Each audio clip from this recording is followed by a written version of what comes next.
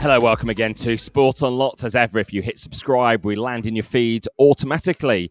Joining me, Rob Harris from Sky News as ever, Martyn Ziegler from The Times, and Tariq Panja from The New York Times. And we have been away slightly, bit of a winter break for the pod because we've been, obviously, some of the Southern Hemisphere, down in Australia at the Women's World Cup.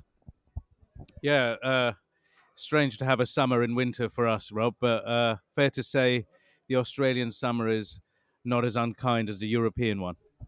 No, quite good weather there and so much sport going on, of course, beyond the World Cup. As it was going on with AFL and all the rugby as well, where it really is quite a sporting nation. Sorry that you missed out on it, Martyn.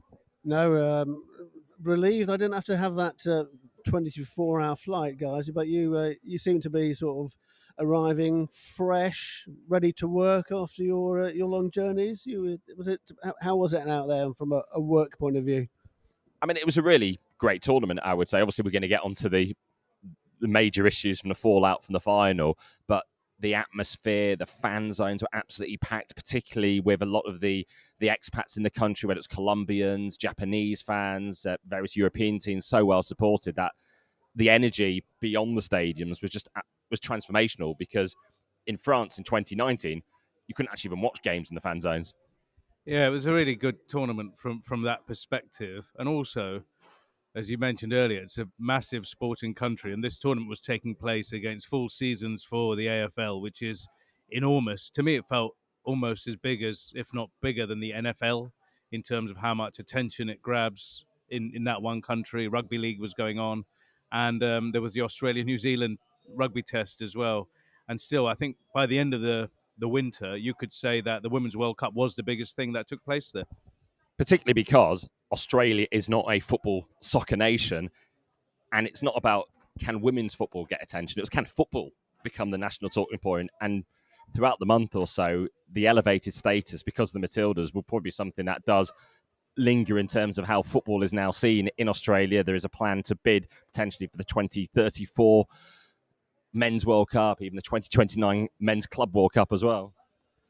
Yeah, I think it's probably the men's game has probably got a lot further to go, because the Matildas are obviously one of the top nations in the world in terms of women's football. Men's football, yes, they have qualified for World Cups recently, but they aren't one of the top nations. They're not going to be challenging for the World Cup. So I think in terms of the profile of football, soccer in Australia, they still, in a way, it's easier for the women to get that sort of profile, more difficult for the men. But the one blot on all this is the celebration of a month of women's football, the celebration of Spain winning their first Women's World Cup, beating England in the final, completely overshadowed by the actions of the Spanish FA President Luis Rubiales. That kiss that Jenni Hermoso says was non-consensual on the podium as they're about to get the trophy. An incredible turn of events over the course of the week, with his partial statement, then defiance to hang on to power when he thought he was going to quit, but then he actually vows to fight on, starts to attack Hermoso in public with the statement, calling her a liar, threatening legal action, of course leading to his suspension from world football for 90 days pending the outcome of this FIFA case. As we record at this moment, he's yet to actually resign from his position, despite outcry and this turning into something far bigger in Spain with protests in the streets. Yeah, it's not just the kiss. There was his behaviour, standing in the box where he was like thrusting his crotch out, and then sort of jumping on Hermoso as well. It didn't look good. Everyone knows it looks very inappropriate. But his sort of insistence on hanging on to power. He seems a very sort of stubborn character. You know, we've all known him for some time. I wouldn't say he's been the sort of most approachable football executive at all. He's always come across, to me anyway, as a little bit arrogant. So you can see why he might be defiant. I'm going to hang on. I mean, he's a UEFA vice president as well. But I mean, I think whatever happens, his career in football administration must surely be over. And that's one to get on to how the governing bodies have reacted. But just on Rubiales alone, beyond obviously the initial kiss on the podium, it's that tone of his statements through the federation that really exacerbate things, because as we try and catch up now on the frenzy of events, he was initially investigated by FIFA. He was able to continue in the post. It was 2 days later on the Saturday after the statements that they decided to act and to suspend him, really attempt to undermine the investigation, to interfere with it in some way. It was quite threatening against the victim. Yeah, I think from him, from the outset, that sense of entitlement that I'm not going anywhere, you can't do anything for me, I've done nothing wrong. And it sort of broader questions in Spain now about, sexism, this macho culture, power dynamics between powerful men and women. And there's a big sort of debate as a result of this. The thing is, it could have been all of this could have been prevented. This is something that happened in a moment. These two bizarre things this man did. It was after Spain won a historic World Cup. Emotions are high. He's done this thing. What he could have apologized immediately for his actions. But no, what we've seen is not only doubling down, but opening up a whole new can of worms and dragging everybody else into this. And as you said, Rob, it's brought sports governance, football governance, right into the spotlight, from Spain to FIFA and to European football's governing body. Just one point on Spain. He's the head of the Spanish FA, which sort of is fed into by regional bodies. So there's regional little bosses like Rubiales. They have it in their power to remove him with a vote. They need a 2/3 vote and the guy's gone. They've said he should go after a week. And now all they need to do is have a vote, but they don't want to do that. Why not? And that's it. How much we've seen in this last week or so that the men running the sport, as it is men at UEFA, FIFA, beyond, missed the moment to say the right thing at the right time, to show solidarity, to show empathy, particularly with women beyond this case. That will probably will be moments will resonate in their own minds that they've experienced across the game. It was the women in football group in the UK just talking about how large a percentage of people have felt some form of sexual harassment within football. Yeah, I mean, I think that just look at the coverage it's had all around the world, this case. I mean, it's been remarkable. In the UK, I'm sure most people never even heard of Luis Rubiales beforehand, and yet it's sort of been news for a full week, news pages and sports pages. So I think there is a sort of a realization that this is quite a big deal. And the other thing is that within Spain itself, it's opened a sort of Pandora's box of other issues, like allegations of 1.9 million euros that should have been spent on the referees, that being incorrectly diverted. Yeah, because it just brings a sharper focus on his leadership and the way Spanish football is run. I mean, and FIFA itself. So eventually, after days of silence, they did put out the statement announcing the suspension following the one about the case being opened. But what we haven't had is any form of words from the leadership that recognise what a moment this is for football, how women in football are feeling, without prejudicing the case. Yeah, you could talk about FIFA. They've actually done something and eventually opened the case. And I think they wouldn't have if not for the public outcry. And that isn't how this stuff should work. Once that thing happens 3 yards away from the FIFA president, in front of millions of people in the world, within hours, an investigation should start and the man should be suspended. It was kind of obvious what had happened. It took several days for anything to happen. And then you look, he's a vice president of UEFA, European football's governing body, who have done everything almost to not comment at all on this guy. And again, it talks about this culture in football, about cloistered rooms, mates, all this type of kind of relationship stuff, that whatever's happened, if it's one of our insiders, let's try and protect him, or at least not speak out against him. And there is, I guess, something about loyalty which is good, but in these circumstances, it just feels really bizarre. And it can seem almost, I would say, an inconvenience to some to have to be addressing this issue rather than actually stepping up. I mean, we are speaking around the UEFA meetings here in Monaco, where the Champions League and Europa League and Europa Conference League draws are taking place, are very much a men's season launch event.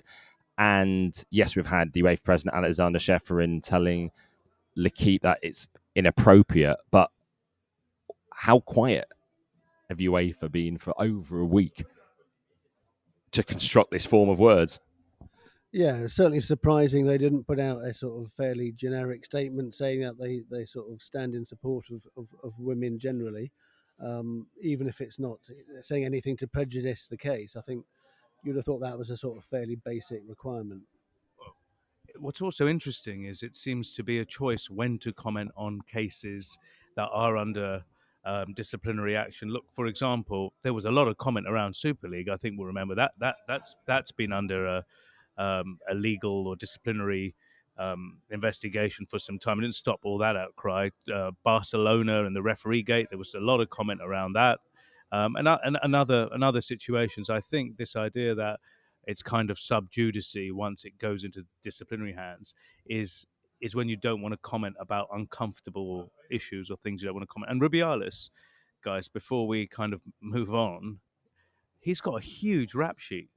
Like this issue with Jenni Hermoso is just the latest. I mean, this guy was under investigation in Spain and accused of all sorts of things, ranging from clandestine deals with Saudi Arabia over competition rights and TV rights, allegedly using Spanish FA funds for parties and for all sorts of other ancillary behaviour, including allegedly a holiday to New York with a partner. This is a man who has been under the microscope and has been allowed to get away with it for so long. So perhaps that's where the sense of entitlement comes from. And it's a question of the balance between loyalty to someone you work with, might be friends with, versus why do you protect them so much to stay in their post? You mean the right thing? Well, that's as some would view it in terms of why do you so desperately try to back someone that seems to have so many things against them in terms of their ability to lead. Yeah, I mean, I don't get the impression that UEFA are desperate to keep Luis Rubiales in position at all. I mean, if you look at his vote he was the only incumbent on the UEFA's executive committee whose vote fell at the last Congress in April, went down from 47 votes to 40. So I don't think he's the most popular person. I think he's sort of viewed as a loose cannon. There was an infamous meeting where he sort of went for Javier Tebas personally, accused him of financial impropriety, and so I don't think there's a sort of, but I think it's more of a sort of the way we do things at sports bodies is we take a step back. We don't talk about difficult things. I think that's a problem. It's just a bizarre thing in the moment. Just step right back. Spain were exceptional in the World Cup. Women's football, even if you're looking at it from a purely commercial perspective, is the growing kind of arm of football. If we discount whatever weirdness is happening in Saudi Arabia, like the sort of sensible growth is in women's football, if you look at it from that point of view. And then to kind of sully it in this way, it just seems bonkers from a governing body point of view as well. Even if you wanted to kind of unemotionally think about this, you should be backing anything that is trying to damage that, and this issue is damaging. Yeah, it means that we aren't focusing on what is a great moment of triumph for Spain. If we just think about it, it's their only their third ever World Cup. They're now champions at various youth levels in the world, now world champions for the first time. One of only two countries to have won the men's and women's World Cup after Germany. It's a huge moment that also shows the value of investing in women's football as well.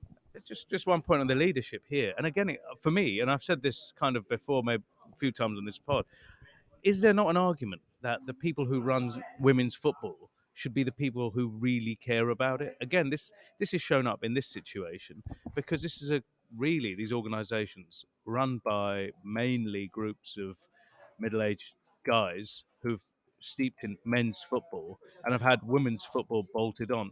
And it just feels like it's not the most important thing to them.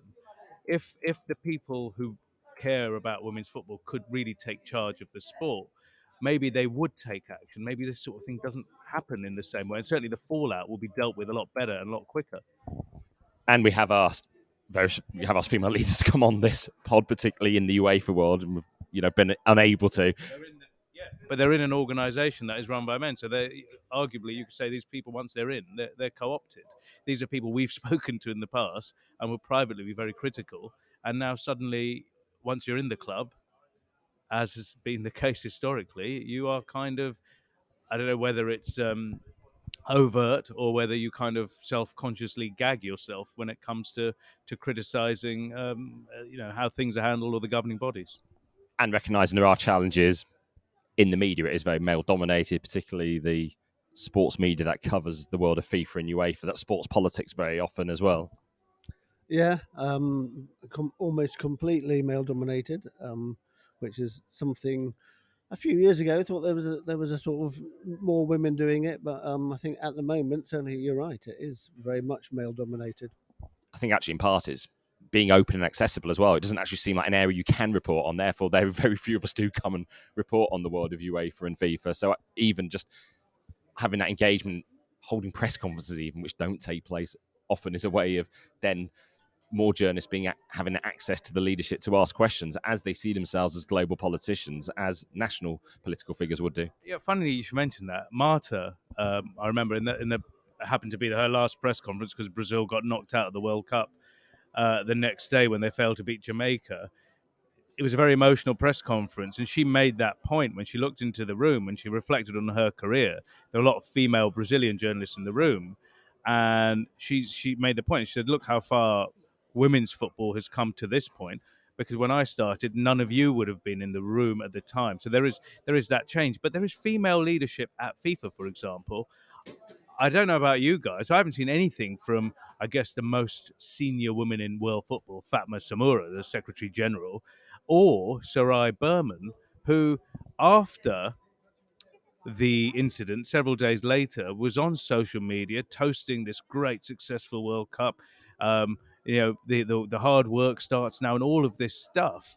If she's busy on social media doing all of these things, should we not be hearing from the chief female football officer or the chief of women's football at FIFA? Because she was there in the stadium. She might have been on the podium. It's like this thing hadn't happened. And then suddenly these disciplinary processes begin, and then you have people saying, well, we're doing something now. That gap, these are senior female leaders. They should be talking as well. I suppose you could see her role in that moment as being to promote the women's game and to promote the players to not allow the actions of Rubiales to detract from that. So she wants to sort of maintain that celebration of what was a transformational World Cup of growth. But you're living in a cave, Rob. I mean, let's be honest. You can't pretend something hasn't happened. This is a serious event. This is a serious person who was in charge of the women's game globally. It was in front of millions of people. Again, I might be wrong here, but it'd be really good to hear from a leader to speak very explicitly about how wrong what happened is.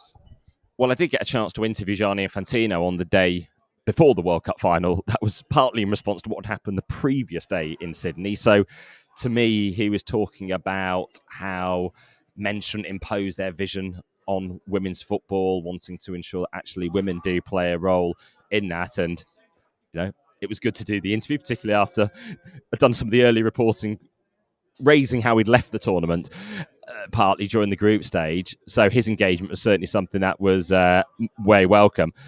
What had happened at the previous day in Sydney, he'd given this speech which did create a backlash, where he talked about women needing to pick the right battles to convince us men what we have to do and to push the door, which actually seemed to highlight how it is men running the sport. Yeah, how did he respond when you sort of pointed out the fact that actually a lot of people were quite offended by what he said and saying, women have to push the door open rather than. Did he claim that he was misunderstood? Or? Yeah, he said he'd been misunderstood. People were using the comments almost to create something against him and defending, his own record and how growing the game and what happened. I mean, he's always used the fact that he's a father of 4 daughters. Pretty much every time he opens his mouth about women's football, and then the language that follows tends to kind of irritate a lot of the followers of women's football. You'd think you'd kind of learn. I think the idea of just mentioning, I've got a voice in this because I've got 4 daughters, isn't the best way to start every conversation. Yeah. So what he actually said, and just give an expanded version of those quotes, it was a TV interview, so it's there to be seen.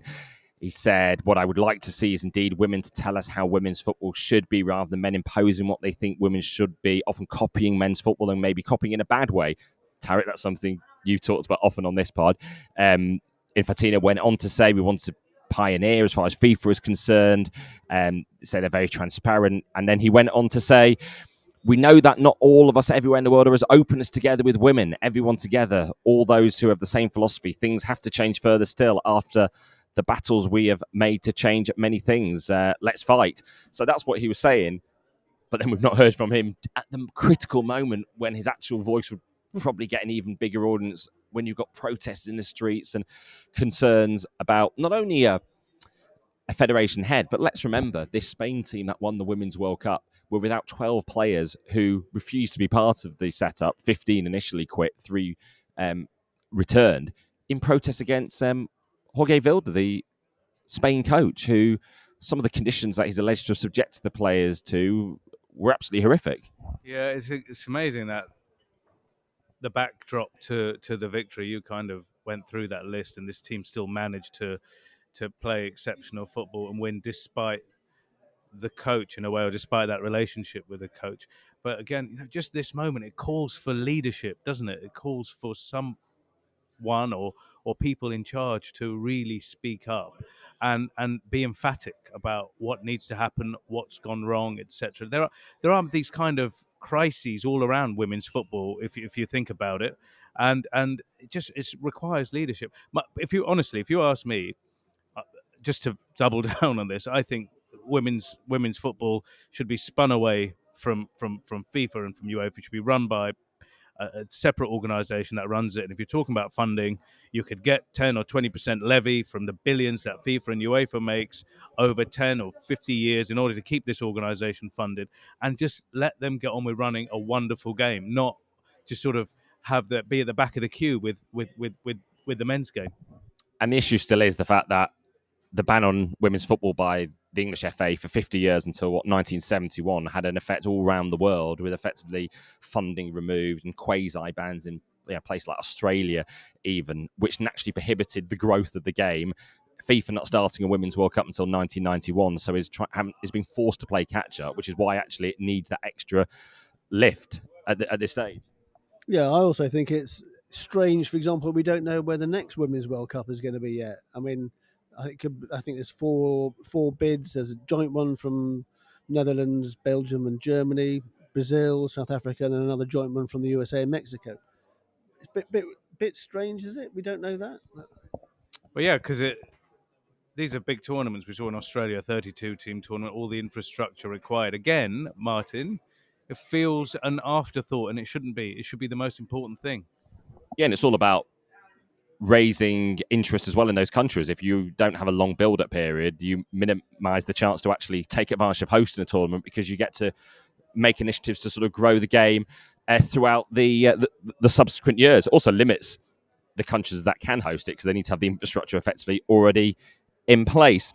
So we do await just what will happen to the future of Vilda, to the future of Rubiales in this scandal that has had an impact way beyond football.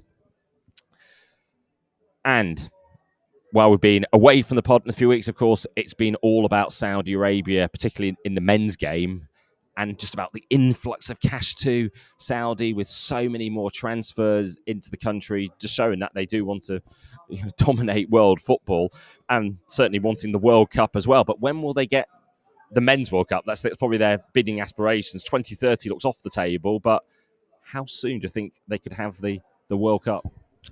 Well, they are actively seeking support now for a 2034 World Cup bid. They've approached people in Europe, some of the top figures in football there. I think they initially suggested that they would, if they didn't bid for 2030 and left the way open to Spain, Portugal, and Morocco's joint bid, would they support them for 2034? I think they sort of failed in that sort of attempt to do a deal, but the fact that now they're actively campaigning for 2034, and there's also a suggestion that FIFA might hold the vote next year for the 2030 World Cup, also have it jointly with the 2034 tournament, and awarding 2 World Cups at the same Congress. That would be something that the Olympics have done. Does it look like 2034 is sort of nailed on for Saudis? This is the world of no losers, isn't it? In sports bidding, we're seeing it with UEFA and Euro 2028 and 32. There was contested bids, but then they put Turkey and Italy together for 32 to leave the path clear for 28 for the UK and Ireland. So this is FIFA trying to wrap up a few men's World Cup hosts, maybe. Well, remember the last time we had a joint announcement for a FIFA or for FIFA World Cups 2018 and 2022. That went well, Qatar and Russia. We ended up with the supposed FIFA scandal and various people being led away. Let's hope the same thing doesn't happen here. But Martyn, you said that Saudi Arabia are already on manoeuvres, and that's been very, very clear. Not a day goes by when some sort of announcement of a MOU or a memorandum of understanding with a regional governing body or an FA isn't announced. Now, I'll go through this quick list. It's not that quick, so let me apologize, but this is the list in the last few months. So they signed with Oceania, the OFC, the smallest FIFA confederation, 11 members. Then they went to Syria. You got Ecuador, CAF, the African governing body, 54 members there. Then a separate one with Ghana, India, Iran, Singapore, Croatia, Nepal, Botswana, Brunei. I forgot Bangladesh and the Maldives as well there. So if you're looking for World Cup votes, Saudi Arabia are well on course on the way to getting those. I don't know what those MOUs actually give the counterparty. Yeah, what they intended for. Well, I suppose MOUs, development funds possibly in the future. Do you think development money? Tariq? Is there something that Saudi Arabia has a lot of that might help these football federations, Rob? Well, absolutely, yeah. Well, cash and they all have votes, don't they? They do. And, yeah, I suppose, isn't this part of what Saudi's modus operandi is for getting involved in football? The fact we've spent all this time talking about Saudi and football, obviously, perhaps some of the, again, we move on from the other issues that people have concerns about Saudi Arabia for, and the conversation, shifts to football. Well, I think that's the whole strategy, isn't it? Soft power, sports washing, whatever you want to call it. I suppose one issue which will have to be confronted is when you would play the 2034 World Cup. The calendar is due to be. We haven't got the calendar yet. We don't know what's happening with it. But can you play it in the summer? No, I don't think you can. So that would be another Winter World Cup. Talking about these tournaments suddenly makes you start talking 11 years ahead, which I suppose when we were talking in 2010 about 2022 seems some far distant proposition. And here we are looking so far ahead. Here's one. Who will be Saudi Arabia manager then in 2034? Because they do have a new manager at the moment, Roberto Mancini. And what a decision that was for him to walk out on Italy, the reigning European men's champions, to take another job, to abandon his country. Incredible story. And talking to our friend here from Gazzetta dello Sport, Fabio Licari, and in Italy, the story has become a scandal because Roberto Mancini, who had led Italy famously to winning the Euros the last time they were held, they didn't qualify for the World Cup, but he was set to stay as the Italy manager. He announced that he was stepping down because he was tired. And these things can happen. It's a tough job. But then suddenly, just 2 days after leaving for fatigue, he says he got an offer from Saudi Arabia and he had to take it. Now, Italian media and the Italian public are taking that as you would expect, this mysterious offer just when you're at your most tiredest, Martyn. Shades of Don Revie for our older listeners who left the England job, didn't he? And was never forgiven in many quarters for going to the Gulf. But yeah, that was the United Arab Emirates he went to in the 70s, and I suppose maybe it was a different time in world football then. We now see, whether it's England being managed by Swedes, Italians, the England women's team, by a very successful Dutch manager in Serena Wiegman. So maybe there's that thing that doesn't exist anymore, that expectation of almost like a loyalty beyond club teams. Yeah, but when you're kind of the coach of a team like Italy and you're an Italian person, there is kind of a weird national figurehead symbol element to it, which is slightly different from quitting a club to joining. And with Mancini, it was even more personal with the FA. I understand he was on holiday just before leaving with the Italian FA president, Mr. Gravina, and his wife, and that relationship might not be as good as it was under those on the beaches of Sardinia or wherever they were. Yeah, and here's one I was thinking about. Gareth Southgate is England manager, who has talked about Saudi in recent weeks and the growth there.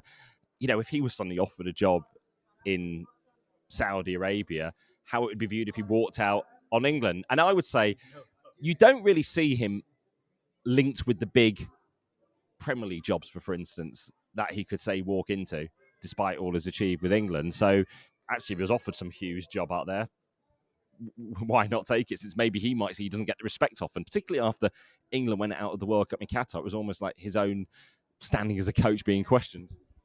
Rob, you said if he's offered a huge job out there, what do you mean? What is a huge job out there? Because at the end of the day, I would argue, coaching England is a higher profile than coaching Saudi Arabia or even coaching any of those Saudi football clubs. So what you're saying is essentially, is he willing to give up that role, the profile of being the England manager, for several large suitcases of cash? I think we need to be explicit here. But also, he wouldn't have that England job forever, even after Qatar. There are calls for him to go, and he'll lead England as it stands into Euro 24. So there's a certain shelf life. He's already served the England manager job pretty much longer than many others who've had that post as well. And the clubs are grown now. There is a status for managing Al Hilal, who have won many Asian Champions League titles. They are a power within the region, just not in how we're viewing football through Europe.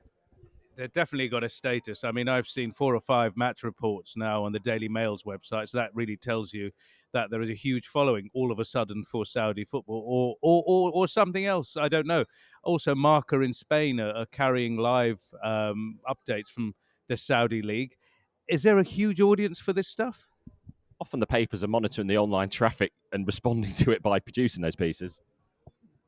I don't think there are. I don't think there are. I think there's very little interest generally. I mean, I think some websites will, perhaps have incentives to carry reports. It wouldn't be, wouldn't be the first time things that happen like that. And there is, I think, a growing practice now of not just Saudis but lots of sports, basically boosting their profile by providing content free or even having it sponsored. And there was a great story, again, already conflict at Etihad, because Benzema signed for huge amounts of money. Apparently doesn't fit Nuno Espirito de Santo's style and might be on his way out. Now, imagine paying off that contract. If anyone can, though, I guess it's these guys. Yeah, obviously we are adopting quite a Eurocentric view on these things, and also quite a sports politics view where we might be able to name some of the council members at FIFA sometimes, but not some of the squad members at even Roma or PSG, maybe. No, yeah, you're right. There is one issue, though, I think, which is going to be quite an interesting one the next few years. Is all these Benzema, Ronaldo, all these star players are getting big amounts of money to go. It'd be interesting to see. There has been a bit of an issue with Saudi Arabian clubs not paying their local players, and that, I think, is something to keep an eye on, because if there is going to be any sort of governance around, not. I think financial fair play is probably not likely to come into Saudi Arabian football anytime soon. But if there are going to be issues around whether these players are paid, I think that could be problems. And FIFA intervene in these cases, don't they? Yeah, so this is really interesting.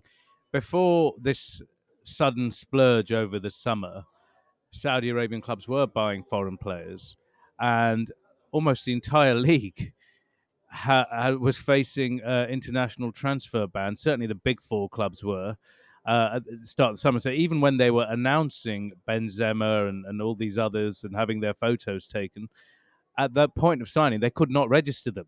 It was only until the 11th hour when these debts were cleared, and by that we mean transfer fees owed to clubs in Brazil and elsewhere for players, and also for unpaid wages. That's now been cleared. But yeah, this has been a big issue for Saudi. Yeah, and it'd be interesting to see how those cases are pursued. Well, the fact we've talked so much now about Saudi Arabia, we've talked about investment now, barely even gotten to MLS, where Lionel Messi's been making his impact in recent weeks, although largely in clip form. Who's watching full matches there? Doesn't this all suck some of the oxygen out of other sports? How much have we been talking about the World Athletics Championships? Yes, in certain markets where there's been success, or maybe Germany, where they've had no medal at all at the World Athletics Championships, which has been pretty incredible. And where is the standing in the sport? Although the American star, Noah Lyles, would say actually what he's achieved should be recognised. They are the world champions when they win at the track championships. Unlike, he says, at things like NBA, where they shouldn't be trying to call themselves world champions when they're not. Yeah, I think baseball, they have world champions as well, World Series, exactly. So you can see why he's taking that point of view. I mean, I do think the World Championships in athletics has sort of lost some of its sort of profile. Probably even when it became a biennial event. I think if you have it more often, then there's obviously more world champions. It's not such a big thing. Nevertheless, I think Budapest showed it's a growing place for sport. Viktor Orban is obviously putting resources there. He's offering sports governing bodies zero tax to relocate there. I think we talked about swimming bodies going there. So, and Seb Coe, the World Athletics president, was singing his praises after the World Championships there. So, interesting to see what happens to Hungary and Budapest in the future. Yeah, sport as a political tool is old as time, and we're seeing that now. We've just spent 10-15 minutes talking about Saudi Arabia. We had the Qatar World Cup. Russia have long used sport, and Viktor Orban is following that playbook. And sport, some of these sports, we're not talking about football, need a lot of money. They're not, as Rob used the word, football taking the oxygen out of the global sports conversation when it comes to other sports.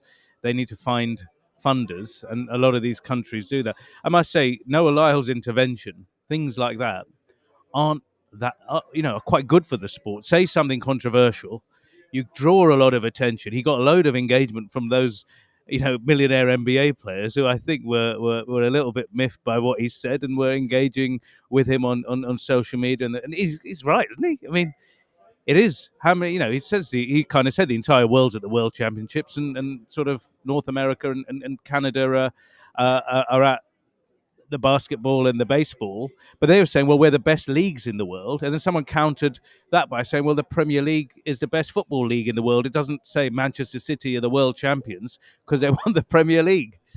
And let's just recognise what Lyles did. He won the men's 100 and 200 metre world titles, first man to do so since Usain Bolt in 2015, as Martyn gets momentarily distracted by one of our listeners. Yeah, it's David Gill, the UEFA treasurer, is a regular listener to the pod. I've invited him on. He's politely declined. Oh, or has he? Has he? Always good to have loyal listeners going by. Back to Noah Lyles, what he said. What he said was perfect for sport very often. Something that's a controversy that is absolutely ultimately harmless but creates a debating and talking point that lifts it beyond just the track action, because no one's harmed by him sort of challenging what is a real world champion or not. No, absolutely. And yeah, all the better for talk and profile. And I'm sure World Athletics weren't complaining, were they? They found themselves given the sort of profile that they perhaps hadn't had until that point, and certainly in the States. I always think when someone's going into a press conference, something that isn't an accountability press conference, maybe even so, always have one thing interesting to say, one line. I don't know whether you pre-planned it, something that just sounds a spark. So it was actually ahead of the Women's World Cup final, just a question I asked to Millie Bright as England captain about the historic moment, and she ended up calling it the game of our lives. Ultimately doesn't mean anything, but it means everything. It creates a catchphrase that allows everyone to latch on, particularly you need for headlines or TV and radio bulletins, a bit of a soundbite. Sport is a narrative, isn't it? Like, you need a storyline, an arc with all of these things, and when they provide them, it's better coming from the mouth of a sportsman. Rob, if the listeners have any idea whether this is a world championship in America or not, what should they do? How do they contact us? Well, they can always message us on X, Facebook, Instagram, Threads at Sport Unlocked, and you can always email us sportunlockedpod@gmail.com. And if you want to set up an anonymous address and message us, then we'll take all that feedback to see as well, and any suggestions. And the most important thing, having had one listener particularly eagerly awaiting the pod, is if you hit subscribe, then you can probably set a notification even in whichever pod platform you are on, so we land automatically on your smart device. Yeah, well, enjoy that, Mr. Gill and Mrs. Gill as well. Excellent. Thank you, everyone, for listening, and goodbye for now.